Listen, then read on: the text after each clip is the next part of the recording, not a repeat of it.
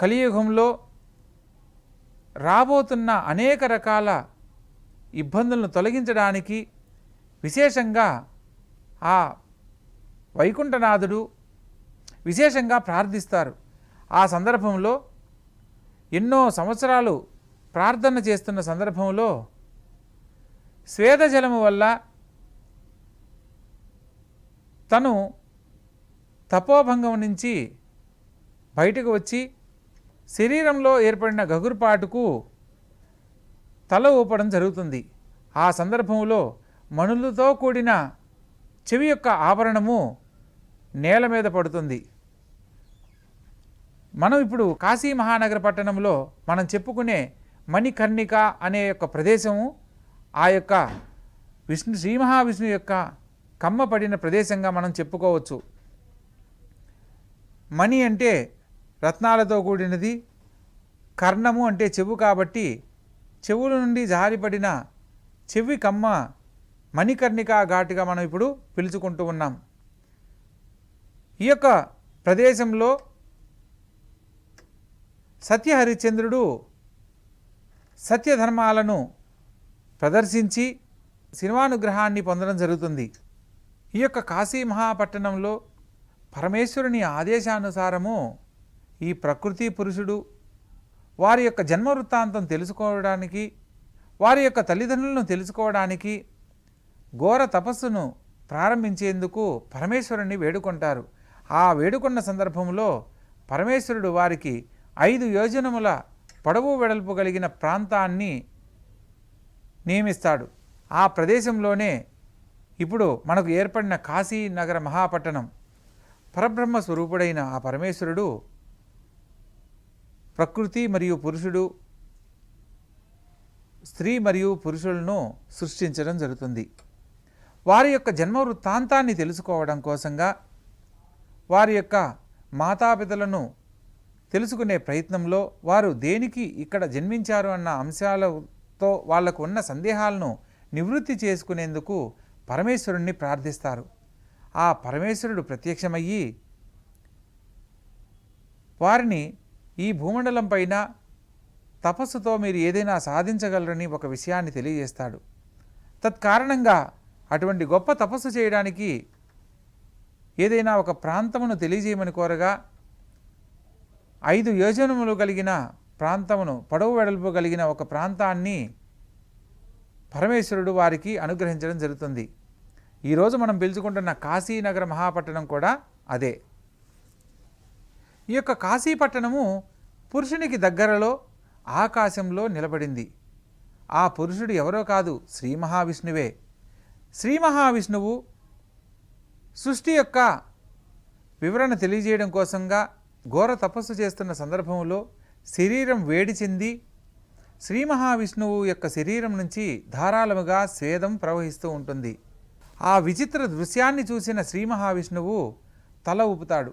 ఆ తల ఊపిన సందర్భంలో చెవుకు మణుతో కూడిన ఒక కమ్మ నేల మీద పడడం జరుగుతుంది. ప్రస్తుతం కాశీ మహాపట్టణంలో మనం చెప్పుకునే మణికర్ణిక ఘాటు అదే అన్నమాట. ఆ యొక్క స్వేద జలధార అంతా కాశీపట్టణాన్నంతా ముంచివేసే విధముగా పెరిగిపోతూ ఉంటుంది అంతకంతై. ఆ సందర్భంలో ఆ పరమేశ్వరుడు తన త్రిశూలంతో కాశీపట్టణాన్ని భూమి కంటే పైభాగంలో పట్టుకోవడం జరుగుతుంది. ఆ సందర్భంలో శ్రీ మహావిష్ణువు తన భార్య అయిన ప్రకృతితో నిద్రించడం ద్వారా ఆ నిద్రించే సమయంలో తన యొక్క నాభి కమలం నుంచి బ్రహ్మ ఆవిర్భవిస్తాడు. బ్రహ్మ ఆవిర్భవించిన తదుపరి ఈ భూలోకంలో సృష్టి యొక్క కార్యక్రమం గురించి కొన్ని వివరాలను తెలియజేయడం జరుగుతుంది.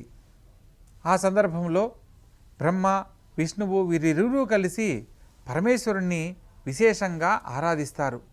వారి యొక్క విశేష తపస్సుకు సంతుష్టుడైన పరమేశ్వరుడు విశ్వేశ్వరుడుగా ఆ యొక్క కాశీపట్టణంలో కాశీ విశ్వేశ్వరుడుగా దర్శనమిస్తాడు.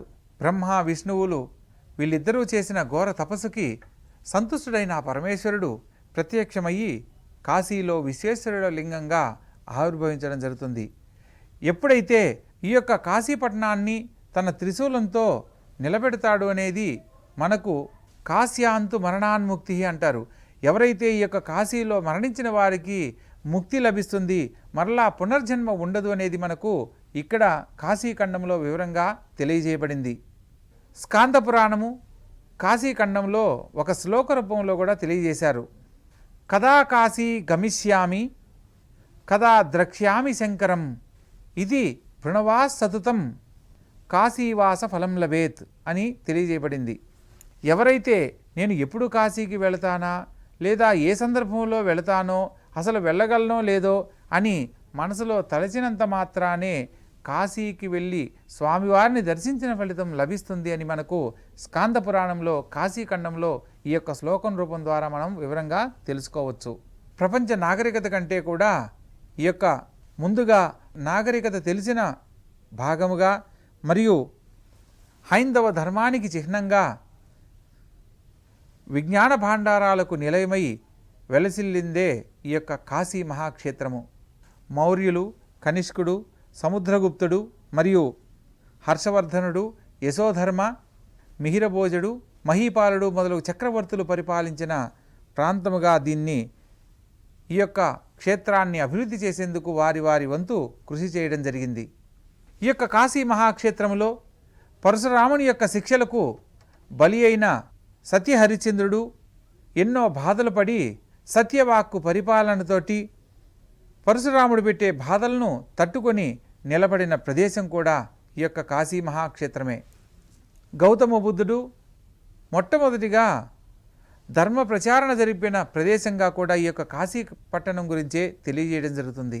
జైన మత స్థాపకుడైన పార్శ్వనాథుడు కాశీరాజు కుమారుడే. జగద్గురువులు భగవత్పాదులైన ఆదిశంకర భగవత్పాదులు కూడా అద్వైతాన్ని ప్రారంభించిన ప్రదేశం కూడా ఈ యొక్క కాశీక్షేత్రంలోనే. ఇలా ఎంతో ప్రాచుర్యం కలిగిన కాశీ మహాపట్టణము బనారస్ అనే పేరుతో కూడా కొనియాడబడుతూ ఉంది. కాశీలో దర్శించవలసిన పుణ్యక్షేత్రాలకు సంబంధించి ఒక శ్లోక రూపంలో కూడా వివరంగా తెలియజేశారు. విశ్వేశం మాధవం దుండిం దండపాణించ భైరవం వందే కాశీం గుహం గంగాం భవానీం మణికర్ణికాం అంటే మనం కాశీ మహాక్షేత్రంలో దర్శించవలసిన క్షేత్రాల గురించి వివరంగా తెలియజేశారు. దీని యొక్క భావము కాశీ విశ్వనాథుడు, బిందుమాధవుడు, దుండి వినాయకుడు, శ్రీ దండపాణీశ్వరుడు, కాలభైరవుడు, గుహ అంటే గంగామాత, గంగానది, అన్నపూర్ణాంబ, మణికర్ణిక ఘట్టములను మనం చూడవలసిన ముఖ్యమైన ప్రదేశాలు. అందులో భాగంగా కోటిలింగాలతో కూడిన ఈ క్షేత్రములో 37 స్థానఘట్టములు కలవు.